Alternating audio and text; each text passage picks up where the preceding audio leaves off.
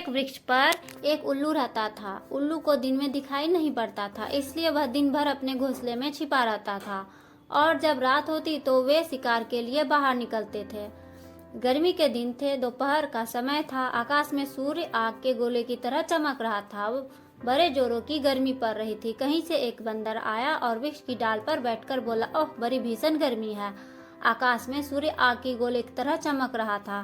बंदर की बात उल्लू के कानों पर पड़ी। वह बोल उठा, क्या कह रहे हो? सूर्य चमक रहा है? बिल्कुल झूठ। चंद्रमा के चमकने की बात कहते तो मान भी लेता। बंदर बोला, चंद्रमा तो दिन में नहीं, रात में चमकता है। इस समय दिन है, दिन में सूर्य ही चमकता है।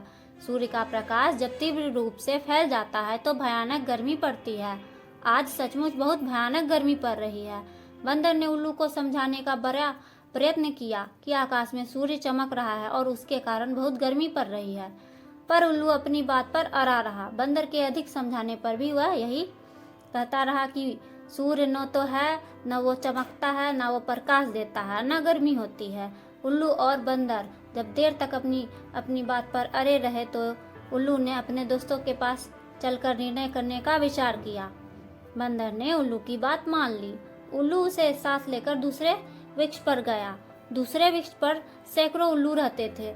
उल्लू ने अपने जाति भाइयों के एकत्र करके कहा, भाइयों, इस बंदर का कहना है कि इस समय दिन है और आकाश में सूर्य चमक रहा है। आप लोग ही निर्णय करें, इस समय दिन है या नहीं और आकाश में सूर्य चमक रहा है या नहीं।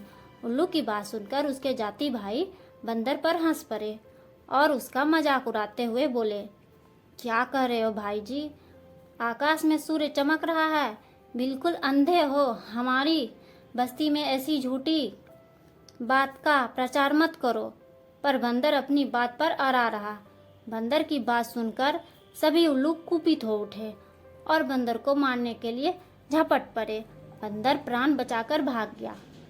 कुशल था कि दिन होने के कारण उल्लुओं को दिखाई नहीं पड़ता था। इधर उल्लू भी ढूंढते ढूंढते थक गया। उधर दिन होने के कारण बंदर को दिखाई पड़ रहा था। उसने सरलता से भागकर उल्लू से अपनी रक्षा कर ली।